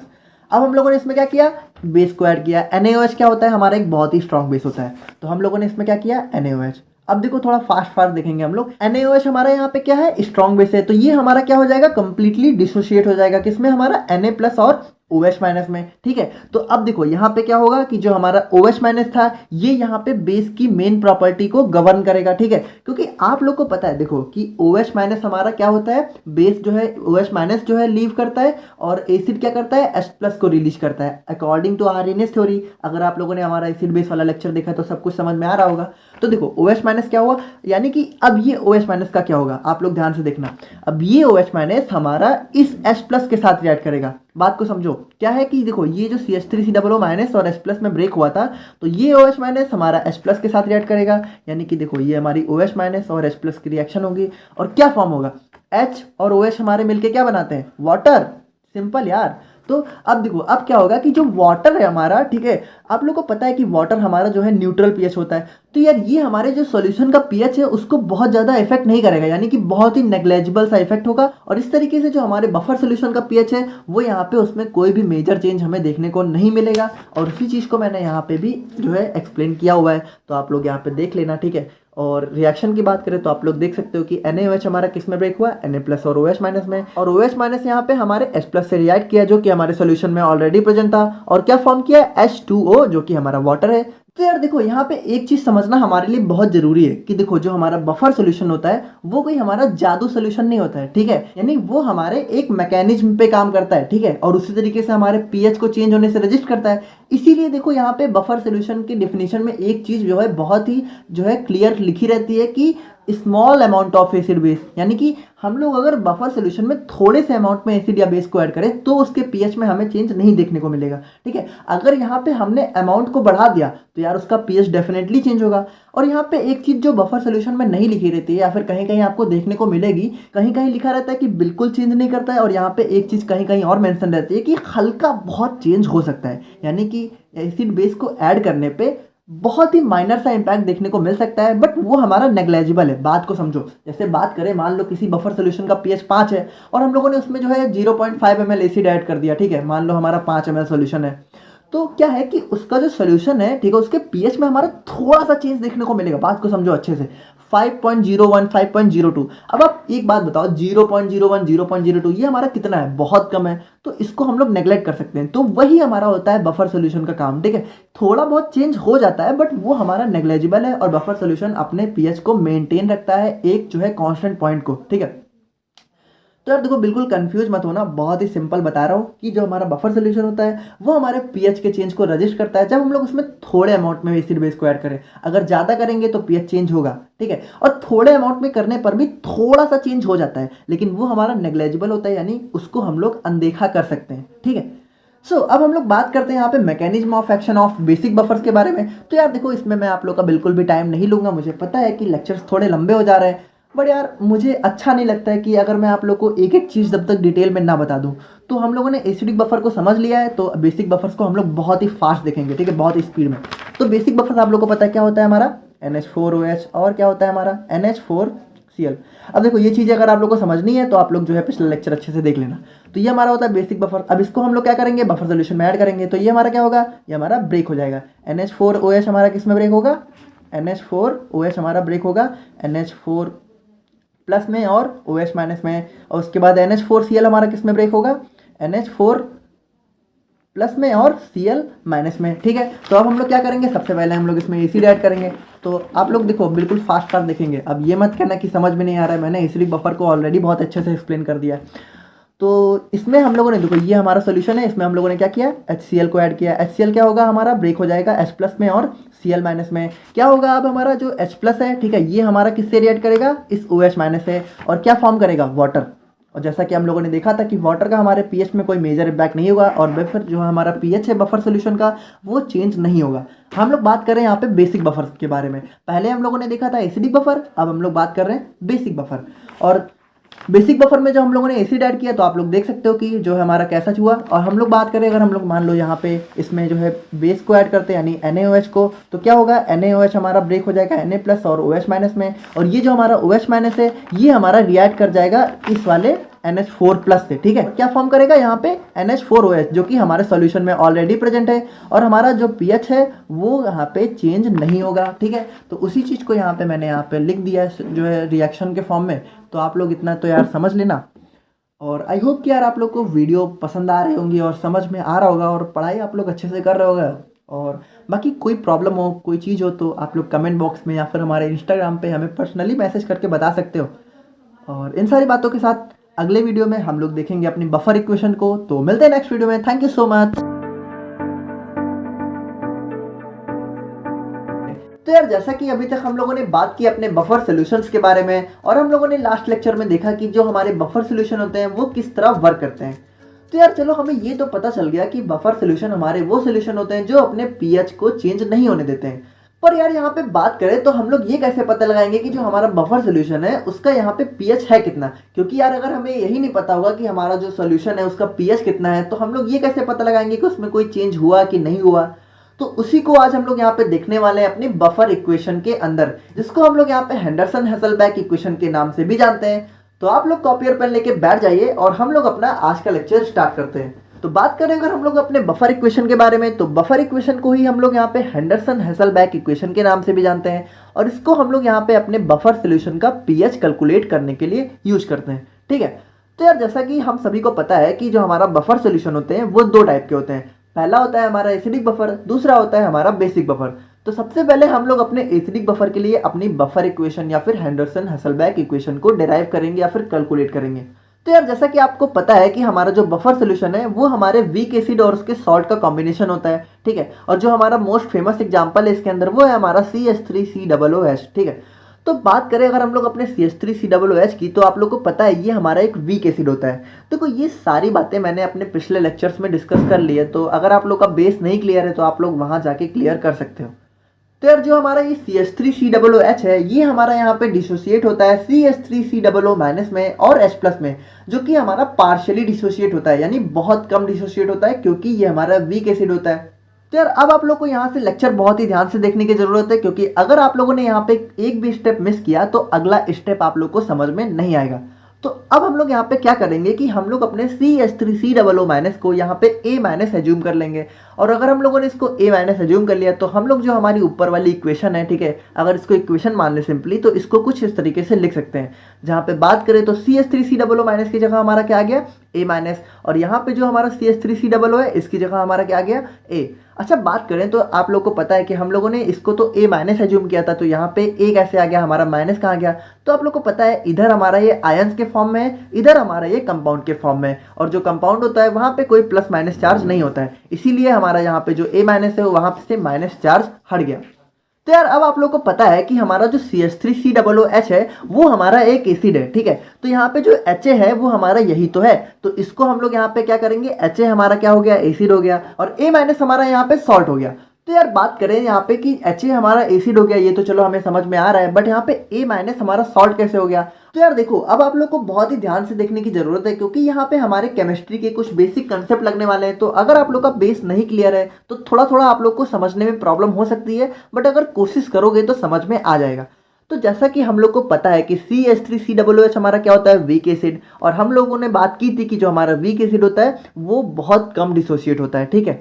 यानी बात करें अगर हम लोगों ने मान लो यहाँ पे 10 मोल CH3COOH को डिजोल्व किया तो सिर्फ हमारा यहाँ पे 3 या 4 मोल डिसोसिएट होगा, 6 या 7 मोल हमारा यहाँ का बचा रह जाएगा, ठीक है। तो यार देखो, अब हमें पता है कि जो हमारा एसिडिक बफर होता है उसके अंदर हमारा वीक एसिड तो होता ही है, साथ में उसका सॉल्ट भी होता है। तो अब यहाँ पे होगा क्या कि जो इसका सॉल्ट है, ठीक है, वो यहाँ पे जब हम लोग ऐड करेंगे तो वो फर्दर इसका डिसोसिएशन और कम कर देगा। यानी सिंपली बात करें तो अगर अभी तक मान लो 10 में से 3-4 मोल डिसोसिएट हो रहे थे तो अब सिर्फ 1 या 2 मोल होंगे, और ये रिएक्शन हमारी जो है पीछे की तरफ भागने लगेगी। यानी कि सिंपली बात करें तो जो हमारा रिएक्शन है, ठीक है, जैसे कि हम लोग अगर मान लो सॉल्यूशन लिए एसिडिक बफर का, तो उसमें जो हमारा CH3COO माइनस है वो पूरा का पूरा यहाँ से आ रहा होगा, यहाँ से हमारा बहुत कम, यानी कि आप लोग कह सकते हो कि नेग्लेजिबल अमाउंट में आ रहा होगा। यानी जो हमारा पूरा का पूरा CH3COO माइनस है हमारे सॉल्यूशन में, वो हमें यहाँ पे CH3COO से देखने को मिलेगा। और CH3COO क्या है, बेस है। यानी कि जो हमारा CH3COO माइनस है जो हमारे यहाँ से मिल रहा है, क्योंकि देखो मिल तो ये यहाँ से भी रहा है, यहाँ से भी रहा है, लेकिन जो हमारा इधर वाला है ये बहुत कम है, ठीक है। यानी कि बात करें तो ये हमारा बहुत कम अमाउंट में है, और ये तो हमारा पूरा का पूरा डिसोसिएट हो रहा है, तो ये हमें यहाँ से बहुत ज़्यादा मिलेगा। तो यार जब ये हमारा पूरा का पूरा सॉल्ट से आ रहा है तो यहाँ पे होगा क्या कि इस CH3COO माइनस को हम लोग यहाँ पे कंसेंट्रेशन ऑफ सॉल्ट के टर्म में एज्यूम कर लेंगे, और इसी को हम लोगों ने यहाँ पे लैंग्वेज के फॉर्म में भी लिख दिया है, तो आप लोग यहाँ पे पढ़ के समझ सकते हो। अच्छा देखो, अभी जो मैंने बताया अगर वो आप लोग को बिल्कुल समझ में नहीं आया तो बिल्कुल टेंशन लेने वाली बात नहीं है, ठीक है। ये मैंने आप लोग को सिर्फ एक्सप्लेन करने के लिए बताया था, आप लोग को लिख के सिर्फ यहाँ पे इतना आना है, ठीक है। तो अगर आप लोग को नहीं समझ में आया तो आप सिंपली लिख देना कि A माइनस को हम लोग यहाँ पे सॉल्ट मान लेते हैं, ठीक है, मान नहीं लेते हैं, यहाँ पे हमारा A माइनस सॉल्ट होता ही है। सो अब हम लोग आते हैं यहाँ पे अपनी फाइनल डेरिवेशन पे। देखो यार, वो सारी चीजें बताना यहाँ पे जरूरी था, क्योंकि ज्यादातर क्या होता है कि जो हमारे टीचर्स होते हैं वो हमें यहीं से पढ़ाना स्टार्ट कर देते हैं, वो हमें बताते ही नहीं कि हमारा HA कहाँ से आया, H प्लस कहाँ से आया, A माइनस कहाँ से आया, और आप लोग यहाँ पे जो है पूरी रिएक्शन को रट लेते हो, जो बिल्कुल अच्छी बात नहीं है। यार देखो, मैं यहाँ पे चाहता हूँ कि आप लोग जो भी पढ़ो आप लोग को सब चीजें पता हो कि कौन सी चीज कहाँ से आई है, ठीक है। तो इसीलिए हम लोगों ने वहाँ पे उतना सारा कुछ डिस्कस किया, बाकी जो हमारी मेन रिएक्शन है वो तो हमारी यहीं से शुरू होती है। तो जैसा कि हम लोगों ने देख लिया था कि HA हमारा यहाँ पे H प्लस और A माइनस में ब्रेक हो रहा है, HA हमारा यहाँ पे क्या था, एसिड, ठीक है। तो अब हम लोग यहाँ पे क्या करेंगे कि अपने लॉ ऑफ मास एक्शन को अप्लाई कर देंगे, जिसके अंदर हमारा डिसोसिएशन कांस्टेंट होता है, और उसकी वैल्यू क्या होती है, concentration of product upon concentration of reactant. तो आप लोग को पता है कि जो हमारी ऊपर वाली रिएक्शन है इसके अंदर हमारा प्रोडक्ट क्या है, H प्लस और A माइनस, और हमारा रिएक्टेंट क्या है, HA। तो डिसोसिएशन कांस्टेंट के अकॉर्डिंग हम लोग क्या करेंगे कि जो हमारी कंसेंट्रेशन ऑफ प्रोडक्ट है उसको हम लोग यहाँ पे ऊपर लिख लेंगे, और जो हमारी कंसेंट्रेशन ऑफ रिएक्टेंट है उसको हम लोग यहाँ पे नीचे लिख लेंगे, ठीक है। तो आप लोग जैसा कि देख सकते हो ये हमारा सिंपली कंसेंट्रेशन, देखो ये जो ब्रैकेट है ये हमारी कंसेंट्रेशन को डिनोट करता है। सो अब हम लोग क्या करेंगे कि हम लोग इसको जो है क्रॉस मल्टीप्लाई कर लेंगे, यहाँ पे H प्लस को हम लोग एक साइड कर लेंगे और बाकी चीजों को एक साइड कर लेंगे। तो आप लोग को पता है कि HA हमारा यहाँ पे क्या है, फ्रैक्शन में, तो यहाँ पे जाके क्या हो जाएगा, मल्टीप्लाई में, और A माइनस यहाँ पे ऊपर है तो ये हमारा नीचे चला जाएगा, ठीक है। तो HA हमारा KA के साथ हो गया और A माइनस हमारा यहाँ पे नीचे आ गया, और H प्लस हमारा ऐसे का ऐसे बचा रहेगा। अच्छा देखो, अब इसी रिएक्शन को हम लोग जो है पलट के भी लिख सकते हैं, यानी H plus is equal to KaHA upon A minus. तो यार जैसा कि हम लोगों ने ऑलरेडी देख रखा था कि जो HA होता है वो हमारा क्या होता है, एसिड, और A माइनस क्या होता है, हमारा सॉल्ट। तो अब हम लोग क्या कर सकते हैं कि जो हमारी ऊपर वाली रिएक्शन थी, ठीक है, उसको हम लोग यहाँ पे इस तरीके से लिख सकते हैं। HA की जगह हम लोगों ने क्या किया, एसिड लिख दिया, A माइनस की जगह सॉल्ट। तो अब हम लोग की रिएक्शन क्या हो गई, H plus is equal to Ka concentration of acid upon concentration of salt. अच्छा देखो, अब हम लोग क्या करेंगे, इसके अंदर हम लोग जो है माइनस लॉग दोनों साइड ले लेंगे। आप लोग को पता है कि मैथ्स में हम लोग जो है अगर दोनों साइड किसी चीज को ले रहे हैं तो हमारी इक्वेशन में कोई भी फर्क नहीं पड़ता है। तो माइनस लॉग को लेने के बाद हम लोग अपनी रिएक्शन को कुछ इस तरह लिख सकते हैं, minus log of H plus is equal to minus log of Ka concentration of acid upon concentration of salt. अच्छा देखो, अब हमारे लॉग के अंदर एक फॉर्मूला होता है कि log A into B is equal to हो जाता है log A plus log B। और जैसा कि हमारे यहाँ पे माइनस साइन ऑलरेडी लगा हुआ है, तो जब माइनस यहाँ पे प्लस से मल्टीप्लाई होगा तो वो हमारा माइनस हो जाएगा। तो इसको हम लोग कुछ इस तरीके से लिख सकते हैं। अच्छा देखो, अब यहाँ पे हमारा एक फॉर्मूला होता है log का, log A into B is equal to log A plus log B। तो हमारा जो ये वाला इक्वेशन है, इसको अगर हम लोग ध्यान से देखें तो Ka हमारा क्या हो गया, A हो गया, और concentration of acid upon concentration of salt हमारा क्या हो गया, B हो गया। तो हम लोग इसको अगर log A इंटू बी में एज्यूम कर लें तो हम लोग इसको कुछ इस तरह लिख सकते हैं, log A plus log B। और जैसा आप लोग को पता है कि हमारा माइनस साइन यहाँ पे बाहर लगा हुआ है, तो माइनस से जब हम लोग मल्टीप्लाई करेंगे तो वो हमारा जो प्लस था वो हमारा माइनस में कन्वर्ट हो जाएगा, और इसके बाद हमारी रिएक्शन कुछ इस तरीके से हो जाएगी, minus log of H plus is equal to minus log of Ka minus log of acid upon salt. देखो ये चीज अगर आप लोग को समझ में नहीं आई तो इसको हम लोग थोड़ा सिंपली देख लेते हैं, ठीक है। यहाँ पे देखो, यहाँ पे क्या हुआ कि माइनस लॉग, ठीक है, और यहाँ पे ब्रैकेट में क्या लिखा था, Ka concentration of acid upon concentration of salt, ठीक है। तो यहाँ पे देखो एक फॉर्मूला होता है हमारा, log A into B is equal to log A plus log B। तो यहाँ पे अगर हम लोग A को Ka मान लें और B को हम लोग जो है एसिड अपॉन सॉल्ट मान लें, तो हम लोग जो है अपनी अबो रिएक्शन को इस तरह लिख सकते हैं। तो देखो, माइनस को क्या करते हैं, माइनस को हम लोग बाहर रहने देते हैं, और ये हमारा क्या हो जाएगा, log Ka plus log acid upon salt, ठीक है। तो देखो क्या होता है कि माइनस, आप लोग को पता है कि माइनस जब हम लोग मल्टीप्लाई करेंगे तो यहाँ पे प्लस से माइनस हो जाएगा, ठीक है। तो यहाँ पे क्या हो जाएगा, log Ka minus log acid upon salt, ठीक है। तो सिंपली हमारा यही चीज यहाँ पे लिखा हुआ है, ठीक है। तो आई होप कि आप लोग को यार थोड़ा समझ में आ रहा होगा। तो यार देखो, यहाँ पे मैं इतना डीपली इसलिए बता रहा हूँ क्योंकि मुझे पता है कि आप लोग बायो के स्टूडेंट हो, और यहाँ पे हमारी कुछ बेसिक मैथ्स लग रही है जिसमें कुछ लोग को प्रॉब्लम हो सकती है। अब यहाँ पे देखो, बहुत ही एक इंपॉर्टेंट पॉइंट है कि minus log of H plus हमारा क्या होता है, हम लोगों ने देखा था कि वो हमारा क्या होता है, पीएच की वैल्यू क्या होती है, minus log of H plus. तो minus log of H plus को हम लोगों ने क्या किया, सिंपली यहाँ पे पीएच लिख दिया, ठीक है। अच्छा देखो, अगर minus log of H plus pH हो सकता है तो माइनस लॉग ऑफ के पी के हो सकता है। देखो सिंपल है ना, यहाँ पे H की जगह यहाँ पे H है, और यहाँ पे माइनस लॉग की जगह P आ गया, तो यहाँ पे माइनस लॉग की जगह अगर हम लोग P कर दें तो K की जगह K, तो सिंपली हम लोग माइनस लॉग K को पी के लिख सकते हैं।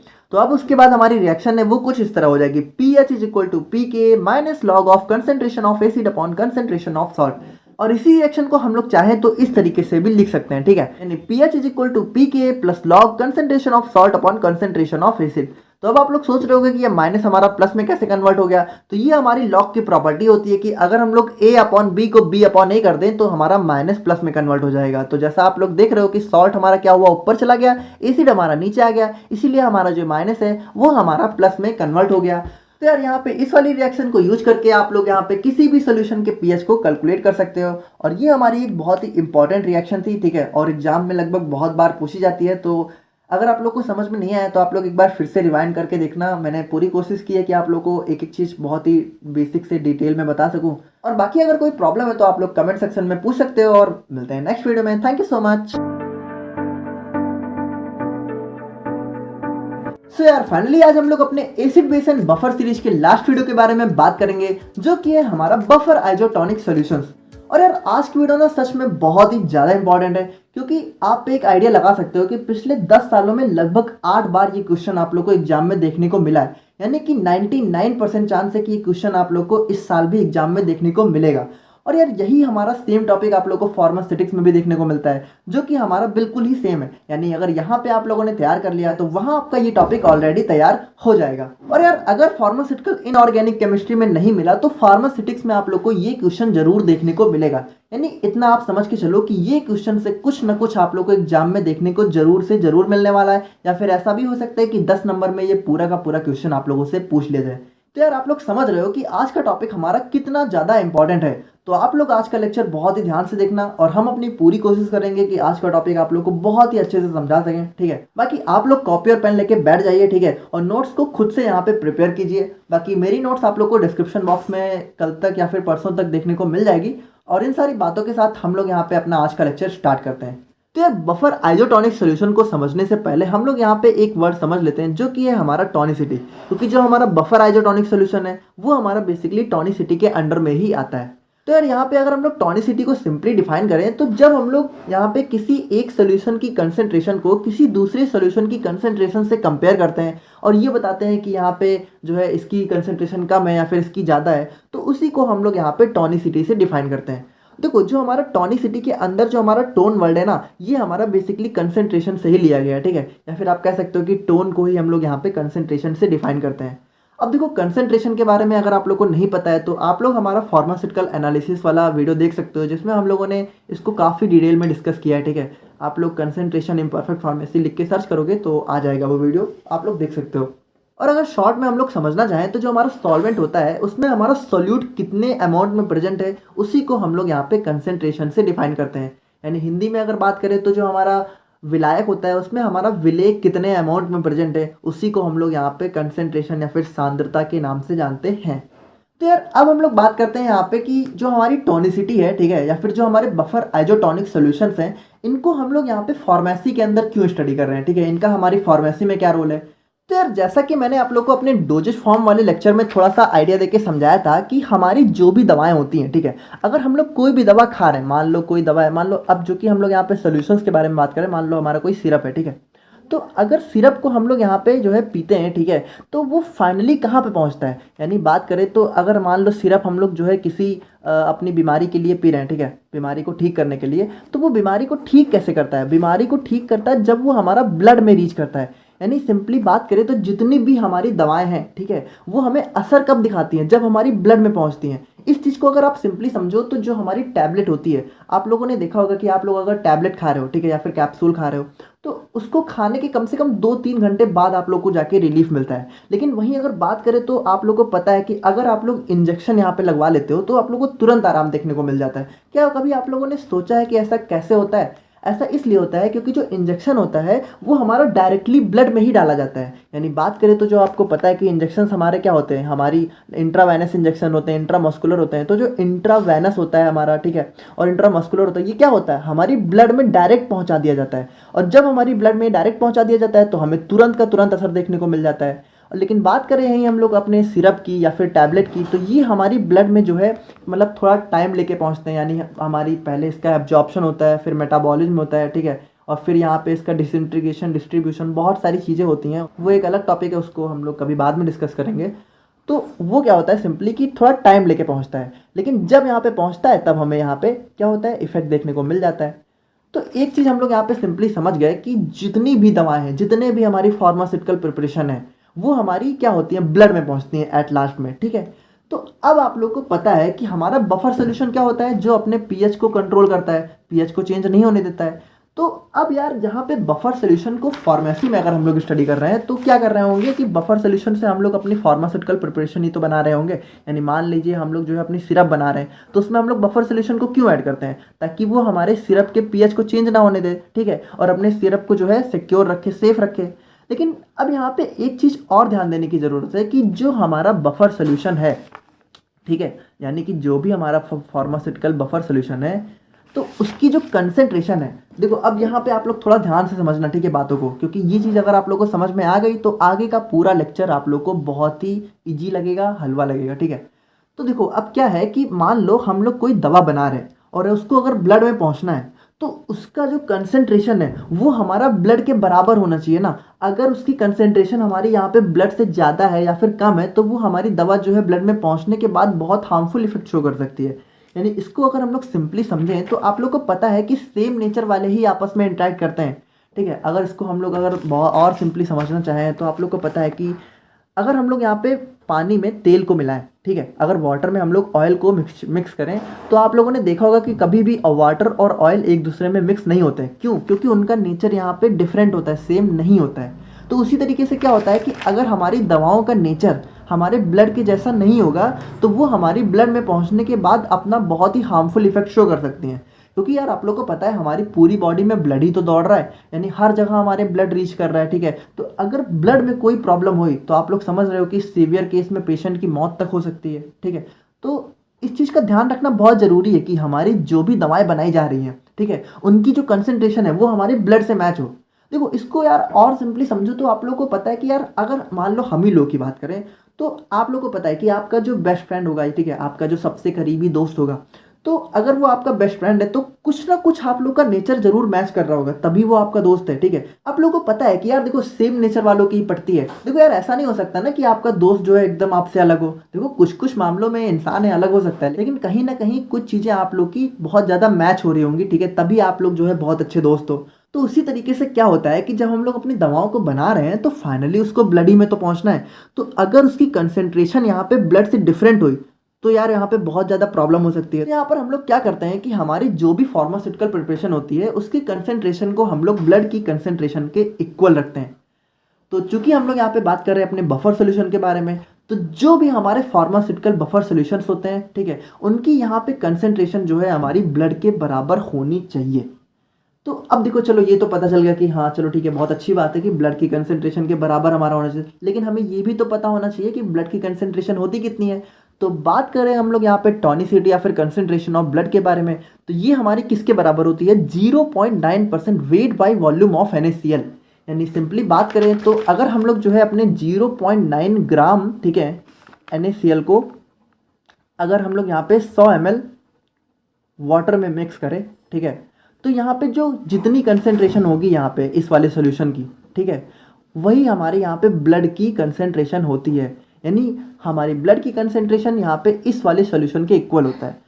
तो अगर सिंपली बात करें तो हम लोग अगर किसी सोल्यूशन को, ठीक है, इस कंसेंट्रेशन के ऊपर फॉर्म करें, यानी अगर हम लोग जो अपनी फार्मास्यूटिकल प्रिपरेशन है उनकी कंसेंट्रेशन को अगर हम लोग इसके इक्वल रख पाएँ तो हमारा जो प्रोडक्ट तैयार होगा उसकी कंसेंट्रेशन हमारे ब्लड के बराबर हो जाएगी, यानी सिंपली हमारा काम बन जाएगा। तो यहाँ पे सिंपली हमारे जो भी बफर सॉल्यूशंस होते हैं जिनका कंसेंट्रेशन हमारे ब्लड के कंसेंट्रेशन के बराबर होता है या फिर उनका कंसेंट्रेशन हमारे 0.9% weight by volume of NaCl के बराबर होता है, वो हमारे बफर्ड आइजोटॉनिक सॉल्यूशन कहलाते हैं।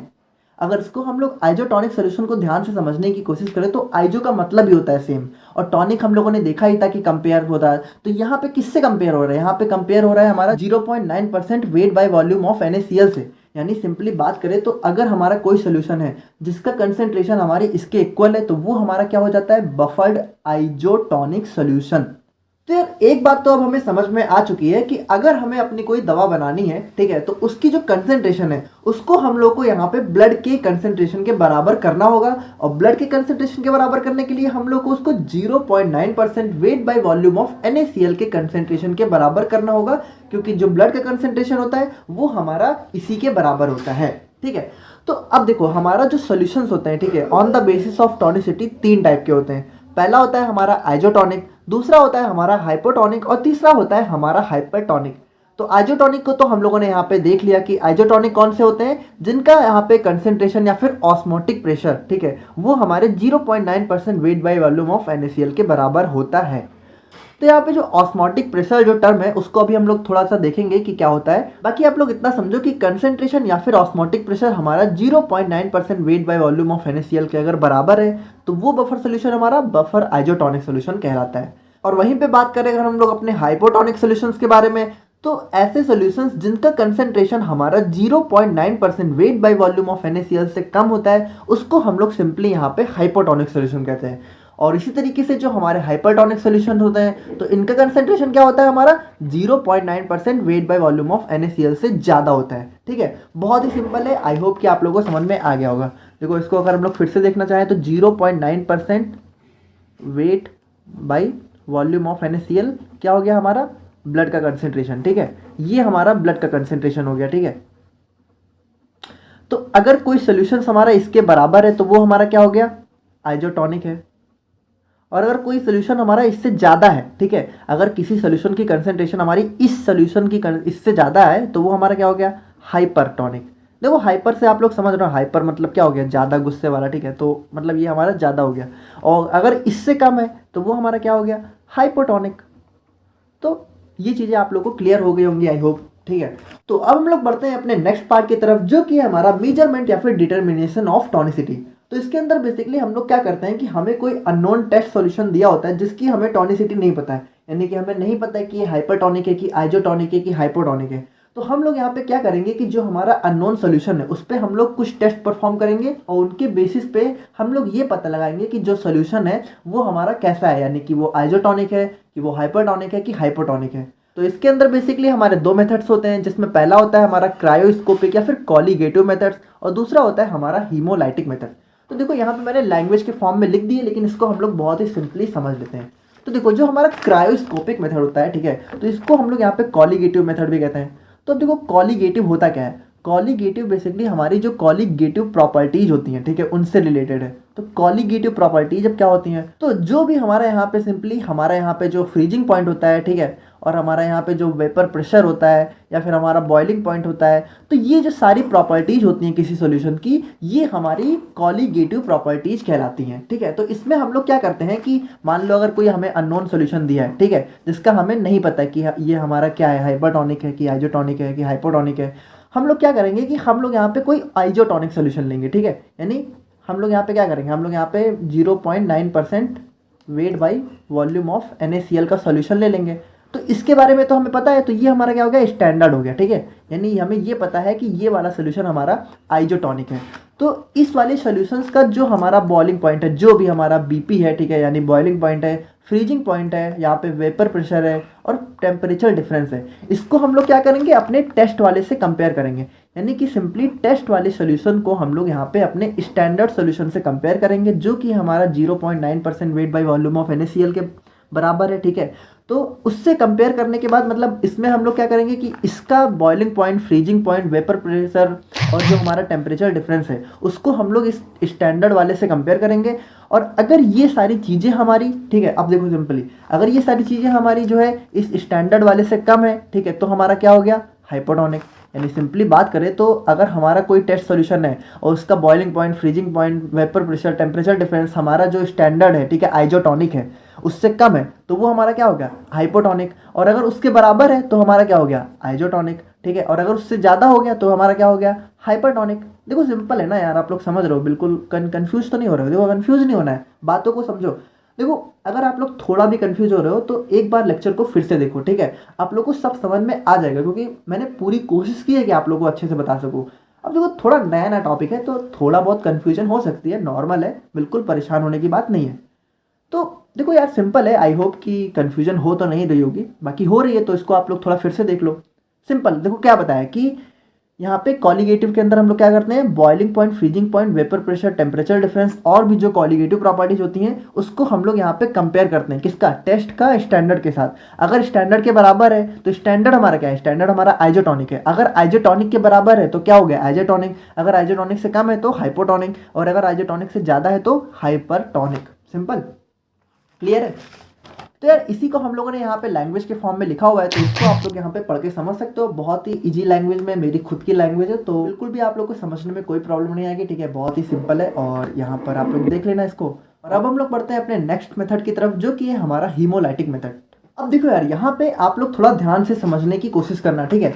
यहाँ पे हम लोग क्या करते हैं कि जैसे आप लोग को पता है कि हमारा यहाँ पे मान लो ये अननोन सॉल्यूशन है, ठीक है, और इसकी कंसेंट्रेशन हमें नहीं पता, यानी हमें नहीं पता कि ये हमारा हाइपरटॉनिक है कि आइजोटॉनिक है कि हाइपोटॉनिक है, और हमें पता करना है। तो इस वाले मेथड में हम लोग करते क्या है कि जो हमारी रेड ब्लड सेल होती है एक, ठीक है, उसको हम लोग इसके अंदर डिजॉल्व कर देते हैं, ठीक है। ये हमारा अननोन सॉल्यूशन है, ठीक है, जिसका हमें कुछ भी नहीं पता, और इसके अंदर हम लोग क्या करते हैं, अपनी ब्लड सेल को डिजॉल्व कर देते हैं। अब आप लोग को पता है कि जो हमारा आइजोटॉनिक सॉल्यूशन होता है, ठीक है, उसकी कंसेंट्रेशन हमारी क्या होती है, ब्लड सेल के ही तो बराबर होती है, यानी ब्लड के ही तो बराबर होती है, ठीक है। और ब्लड की किसके बराबर होती है, 0.9% weight by volume of NaCl के।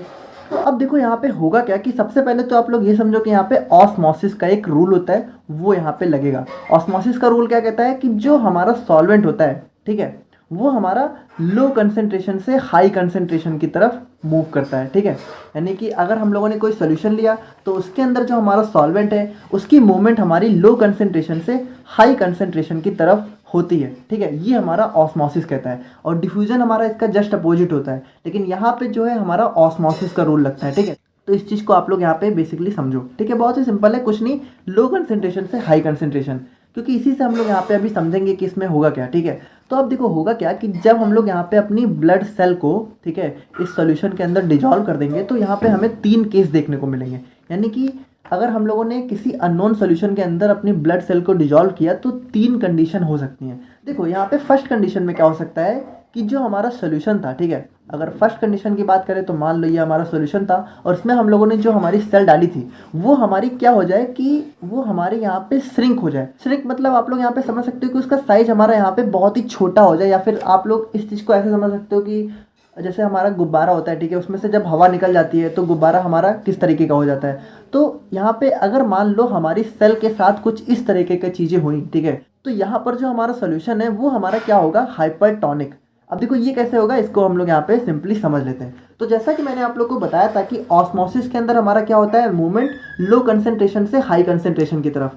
तो यहाँ पर क्या होगा कि अगर हमारा जो सॉल्यूशन है उसकी कंसेंट्रेशन हमारे यहाँ पे ब्लड सेल से ज़्यादा है, यानी ब्लड सेल की कंसेंट्रेशन लो है और सॉल्यूशन की कंसेंट्रेशन ज़्यादा है, तो जैसा मैंने आप लोग को बताया था कि मूवमेंट हमारा कैसा होगा, लो से हाई, यानी ब्लड की लो है और कंसेंट्रेशन हमारी सॉल्यूशन की हाई है, तो यहाँ पे क्या होगा कि ब्लड से हमारा जो है सॉल्यूशन की तरफ मूवमेंट होगा। और इससे क्या होगा कि हमारी जो ब्लड सेल है, ठीक है, वो यहाँ पे साइज में छोटी हो जाएगी, या फिर आप लोग कह सकते हो कि श्रिंक हो जाएगी। इसका मतलब यहाँ पे क्या हुआ कि सॉल्यूशन की कंसेंट्रेशन ज़्यादा है, और जैसा मैंने आप लोग को बताया था कि अगर हमारी सॉल्यूशन की कंसेंट्रेशन यहाँ पे ब्लड की कंसेंट्रेशन से ज़्यादा हुआ तो हमारा कैसा होगा, हाइपरटोनिक। तो इन्हीं सारी चीज़ों को मैंने यहाँ पे लैंग्वेज के फॉर्म में लिख दिया है। अगेन यार नोट्स बहुत ही सिंपल है, आप लोग को समझने में यहाँ पे कोई भी प्रॉब्लम नहीं होगी, ये मेरी गारंटी है, ठीक है। तो आप लोग यहाँ पे इसको पढ़ के देख लेना। देखो अगर थोड़ा सा यहाँ पे लैंग्वेज में हम लोग समझें तो जैसा मैंने आप लोग को बताया कि इसमें हम लोग क्या करते हैं कि टॉनिसिटी ऑफ सोल्यूशन को हम लोग appearance of red blood cell के बेसिस पे डिफाइन करते हैं। यानी इसमें हम लोग क्या करते हैं, इसके अंदर बेसिकली हमारा ऑस्मोसिस का रूल लगता है, जिसके अकॉर्डिंग हमारा जो मूवमेंट है वो हमारा लो से हाई कंसेंट्रेशन की तरफ होता है। तो इसके अंदर हम लोग क्या करते हैं कि अपनी ब्लड सेल को उसके अंदर डिजॉल्व कर देते हैं। तो इसके बाद हमारी 3 कंडीशन देखने को मिलती है। जैसा मैंने आप लोग को बताया, पहली कंडीशन हमारी सेल श्रिंकेज, यानी सेल का साइज छोटा हो जाना। तो सेल का साइज अगर छोटा हो जा रहा है तो हमारा सोल्यूशन क्या है, हाइपरटोनिक, क्योंकि मूवमेंट हमारा लो से हाई, यानी सेल का जब यहाँ पे कम होगा और यहाँ पे सोल्यूशन का जब ज़्यादा होगा तो लो टू हाई, तो सेल से हमारा समझ लो कि हवा निकल गई। आप लोग ऐसा समझ सकते हो गुब्बारा वाला, जैसे मैंने आप लोग को बताया था। और उसी तरीके से हम लोगों ने सेकंड केस क्या देखा था, नो चेंज, यानी सेल का साइज एकदम सेम है, तो वो हमारा क्या हो गया, आइजोटोनिक। और लास्ट वाला हमारा क्या था कि सेल का साइज हमारा यहाँ पे बड़ा हो गया, यानी सेल स्वेलिंग के नाम से इसको हम लोग जानते हैं। इसमें क्या हुआ था, हम लोगों ने देखा था कि हमारा जो सेल था, ठीक है, तो जब उसका यहाँ पे कंसेंट्रेशन ज़्यादा होगा और सोल्यूशन का लो होगा तभी हमारा जो है सोल्यूशन से सेल की तरफ मूवमेंट होगा, और ये हमारा क्या हो जाएगा, हाइपोटोनिक, यानी कि सोल्यूशन का कंसेंट्रेशन कम है, सेल का ज़्यादा है। तो जैसा हम लोगों ने देखा था कि अगर सेल का कम है, अगर हमारा सोल्यूशन का जो कंसेंट्रेशन है वो हमारी ब्लड से कम है तो वो हमारा हाइपोटोनिक। तो यार देखो, आई होप कि आप लोग को यहाँ पे थोड़ा समझ में आ रहा होगा। नया टॉपिक है, मुझे पता है कि थोड़ा कई लोगों को कन्फ्यूजन हो सकती है, बट मुझे लग रहा है कि आप लोगों को समझ में आ रहा होगा। तो यार फाइनली हम लोग अपने आज के टॉपिक का लास्ट पार्ट भी यहाँ पे डिस्कस कर लेते हैं, जो कि अगेन बहुत ही सिंपल है। सो लास्ट पार्ट है हमारा यहाँ पे मेथड्स ऑफ एडजस्टिंग टॉनिसिटी। तो यार हम लोगों ने यहाँ पे ये तो देख लिया कि हमारे जो सोल्यूशन होते हैं वो हमें 3 टाइप के देखने को मिल सकते हैं। पहला हमारा आइजोटोनिक, दूसरा हमारा हाइपरटोनिक, तीसरा हमारा हाइपोटोनिक। तो यार देखो, जो हमारे हाइपरटोनिक और हाइपोटोनिक सोल्यूशन थे, ठीक है, उनको हम लोग यहाँ पे आइजोटोनिक में किस तरह कन्वर्ट करें, उसी को हम लोग यहाँ पे मेथड्स ऑफ एडजस्टिंग टॉनिसिटी में देखने वाले हैं। देखो इसको हम लोग सिंपली समझे तो एडजस्टिंग टॉनिसिटी, यानी टॉनिसिटी को हम लोग किस तरीके से एडजस्ट करें ताकि जो हमारा सोल्यूशन है वो हमारा आइजोटोनिक हो जाए। तो देखो बहुत ही सिंपल है, इसमें हमारी बेसिकली 2 क्लास होती हैं, जिसमें जो हमारी पहली क्लास है वो हमारी हाइपोटोनिक सॉल्यूशंस के लिए, और जो हमारी दूसरी क्लास है वो हमारी हाइपरटोनिक सॉल्यूशन के लिए। तो इसको अगर हम लोग यहाँ पे थोड़ा रफ आइडिया से समझ लेते हैं, बहुत ही सिंपल है। अब आप लोग मुझे एक बात बताओ, ठीक है, अगर हमारा कोई हाइपोटोनिक सोल्यूशन है, ठीक है, पहले हम लोग क्लास फर्स्ट को डिस्कस करते हैं। तो हाइपोटोनिक सोल्यूशन हम लोगों ने क्या देखा था कि जिसकी कंसेंट्रेशन हमारी कम होती है, किससे, 0.9% weight by volume of NaCl से। सिंपल है ना। अब आप लोग मुझे एक बात बताओ, NaCl हमारा होता क्या है? नमक होता है। पता है कि नहीं पता है? नहीं पता है तो आप लोग जान लो, NaCl हमारा क्या होता है? नमक होता है, ठीक है। जो हम लोग यहाँ पे खाने में यूज़ करते हैं वही नमक, हाँ बस बिल्कुल सिंपल। तो अब मान लो अगर हमारा हाइपोटोनिक कोई सोल्यूशन है तो उसमें हमारा क्या होगा? उसमें हमारे कंसंट्रेशन कम होगी ना। तो अगर हम लोग जो है यहाँ पे थोड़ा सा नमक उठा के अपने हाइपोटोनिक सॉल्यूशन में ऐड कर दें तो उसकी कंसंट्रेशन यहाँ पे ज़्यादा हो जाएगी। यानी सिंपली बात करें तो उसको हम लोग यहाँ पे 0.9% weight by volume of NaCl के हिसाब से बराबर कर सकते हैं। यानी मान लो जो हमारा हाइपोटोनिक सॉल्यूशन है, ठीक है, उसमें हम लोग यहाँ पे जितना ज़रूरत हो, ठीक है, उस हिसाब से अगर यहाँ पे अपने NaCl को ऐड करते जाएँ, ठीक है, और उस अमाउंट तक ऐड करें जब तक ये हमारा 0.9% वाले जो हमारा weight by volume of NaCl था उसके बराबर ना हो जाए। तो अगर हम लोग ऐसा करें तो हम लोग अपने हाइपोटोनिक को आइजोटोनिक में कन्वर्ट कर सकते हैं ना, सिंपल। क्योंकि इसमें हमारा क्या था यार, ये हमारा कंसंट्रेशन लेस ही तो था, तो अगर हम लोग इसमें जो है नमक को मिला दें तो कंसंट्रेशन बराबर हो सकती है। तो बस सिंपल यहाँ पे यही है कि क्लास फर्स्ट में हम लोग क्या करते हैं कि अपने NaCl को इसमें ऐड करते हैं, ठीक है। अब इसके अंदर भी हमारे दो अलग अलग मेथड होते हैं तो उसको हम लोग अभी देख लेंगे। और इसी तरीके से क्लास सेकंड को हम लोग समझ रहे हैं, ठीक है। क्लास सेकंड को अगर हम लोग समझना चाहें तो हाइपरटोनिक, ठीक है। तो हाइपरटोनिक हमारा क्या था? जिसकी कंसंट्रेशन यहाँ पे हमारी ज़्यादा हो। यानी सिंपली बात करें तो जो हमारा 0.9% weight by volume of NaCl का सोल्यूशन था, तो अगर उससे ज़्यादा है, ठीक है, किसी सोल्यूशन की कंसंट्रेशन, तो वो हमारा हाइपरटोनिक है। अब आप लोग मुझे एक बात बताओ, मान लो आपके पास कोई सोल्यूशन है, ठीक है, और उसमें नमक ज़्यादा हो गया है, तो उसको कम कैसे करना है? उसमें अगर हम लोग थोड़ा सा पानी मिला दे तो उसका जो है नमक कम हो जाएगा कि नहीं हो जाएगा? तो इसी तरीके से इसमें क्या करते हैं हम लोग, जो हमारे हाइपरटोनिक सोल्यूशन है उसमें हम लोग यहाँ पे वाटर का ऐड कर देते हैं। यहाँ पे क्या होगा कि जब हम लोग वाटर को ऐड कर देंगे तो जो हमारा कंसंट्रेशन है, ठीक है, NaCl का, वो यहाँ पे कम हो जाएगा, ठीक है। और हम लोग तब तक यहाँ पे वाटर को ऐड करते हैं जब तक इसकी कंसंट्रेशन हमारी जो है 0.9% weight by volume of NaCl के बराबर नहीं आ जाती, ठीक है। तो तब तक हम लोग क्या करते हैं, वाटर को ऐड करते जाते हैं, और जैसे हमारी इसके बराबर आ जाती है हम लोग यहाँ पे रोक देते हैं और हमारा सोल्यूशन क्या हो जाता है? आइजोटोनिक। तो बहुत ही सिंपल था। तो यार देखो, अब इसी में हमारे कुछ बेसिकली दो मेथड्स होते हैं हर एक क्लास के अंदर, तो उसको हम लोग थोड़ा देख लेते हैं। अब उसके अंदर कुछ फॉर्मूले हैं तो यार उसको आप लोग थोड़ा याद कर लेना उसमें, क्योंकि यार ऐसा कुछ समझने लायक नहीं है। क्योंकि देखो ये फॉर्मूले हमारे न्यूमेरिकल्स में यूज होते हैं, तो अगर न्यूमेरिकल्स वगैरह होता तो मैं आप लोगों को थोड़ा डिटेल में बताता, बट उसका कोई मतलब नहीं है। और टॉपिक यार ऑलरेडी बहुत लंबा हो चुका है और ये मतलब कुछ समझने लायक है नहीं, ठीक है। तो आप लोग ऐसा मत सोचना कि आप लोगों को कुछ बताना था और मैंने बताया नहीं, जितना बताना था वो सब मैंने बता दिया, ठीक है। तो आप लोग यहाँ पे देख लेना कि क्लास फर्स्ट में बात करें तो जैसा हम लोगों ने बताया था, this method is basically use to adjust the tonicity of hypotonic solution, ठीक है। और इसमें हम लोग क्या करते हैं कि हम लोग जो है सोडियम क्लोराइड या फिर NaCl अपने नमक को अपने आइजोटोनिक सोल्यूशन मतलब सोल्यूशन में ऐड कर देते हैं अपने सोल्यूशन को आइजोटोनिक बनाने के लिए। अब जैसा मैंने आप लोगों को बताया था कि इसके अंदर हमारी दो अलग अलग मेथड्स होते हैं, जिसमें पहला होता है हमारा क्रायोस्कोपिक या फिर फ्रीजिंग पॉइंट डिप्रेशन मेथड, और दूसरा होता है हमारा सोडियम क्लोराइड इक्विवेलेंट मेथड। तो इसके अंदर जो हमारा पहला मेथड है क्रायोस्कोपिक या फिर फ्रीजिंग पॉइंट डिप्रेशन मेथड, तो उसके अंदर बेसिकली हमारा ये कुछ फॉर्मूला होता है। तो अब आप लोग को बता दो कि देखो यहाँ पर जो हमारा 0.52 है, ठीक है, ये हमारा बेसिकली जो हमारे आइजोटोनिक सॉल्यूशंस होते हैं उनका यहाँ पे फ्रीजिंग पॉइंट होता है, यानी -0.52 जो हमारा आइजोटोनिक सॉल्यूशन होता है उनका यहाँ पे फ्रीजिंग पॉइंट होता है। तो उस तरीके से यहाँ पे आप लोग देख सकते हो, ठीक है। देखो इसमें सच में यार कुछ समझाने लायक है नहीं, अगर कुछ होता तो मैं आप लोग को ज़रूर समझा देता, ठीक है। तो इसको आप लोग यार थोड़ा याद कर लेना, वही आप लोग के लिए अच्छा रहेगा। और यहाँ पे जो हमारा दूसरा है उसके अंदर बेसिकली हमारा ये फॉर्मूला है, ठीक है, सोडियम क्लोराइड इक्विवेलेंट मेथड, जिसमें हमारा फॉर्मूला है E=17 इंटू लीजो डिवाइडेड बाई M।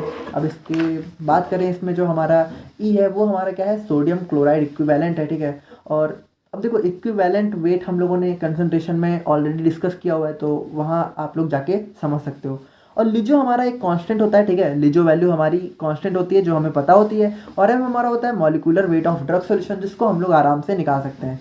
और जैसा कि क्लास सेकंड में हम लोगों ने क्या बात की थी कि इसमें हम लोग वाटर को ऐड करते हैं अपने हाइपरटोनिक सोल्यूशन में अपने सोल्यूशन को आइजोटोनिक बनाने के लिए। अब इसके अंदर भी हमारी दो क्लास होती हैं, पहला होता है हमारा वाइट विंसेंट मेथड, दूसरा होता है हमारा स्प्रॉल मेथड।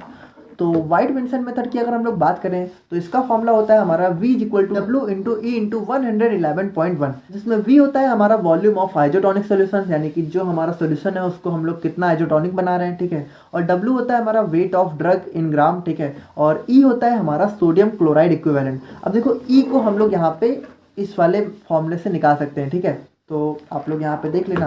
और स्प्रॉल मेथड की बात करें तो देखो ये हमारा सिंपली इसी मेथड का जो है सिंप्लीफिकेशन फॉर्म है, यानी बात करें तो देखो हमारा ये वाला मेथड का फॉर्मूला क्या था, v इज इक्वल टू डब्ल्यू इंटू ई इंटू 111.1। और इसमें हमारा क्या है कि हम लोग यहाँ पे क्या करते हैं कि जो हमारा W है उसको हम लोग यहाँ पे कांस्टेंट वैल्यू मान लेते हैं, यानी जो हमारा वेट ऑफ ड्रग था उसको हम लोग यहाँ पे 0.3 ग्राम मान लेते हैं। तो अब अगर हम लोग यहाँ पे इस वाले फॉर्मूले में W की जगह 0.3 पुट कर दें तो हमारा फॉर्मूला क्या बन जाता है, 0.3 इंटू ई इंटू 111.1। या फिर अगर इसी को हम लोग और सॉल्व कर लें यानी 0.3 को इससे मल्टीप्लाई कर दें तो हमारा फॉर्मूला निकल के आ जाएगा v इज इक्वल टू 33.33 ई, ठीक है, जिसमें ई हमारा क्या है, इक्विवेलेंट वेट ऑफ NaCl।